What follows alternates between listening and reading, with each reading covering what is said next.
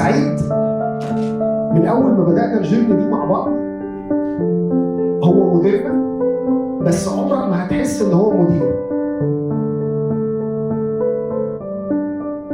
كان دايما عنده يقين إن ربنا مش هيضيع تعبه. سعيد هو الشخص اللي بيحب الخير للناس واللي عطاؤه ملوش حدود.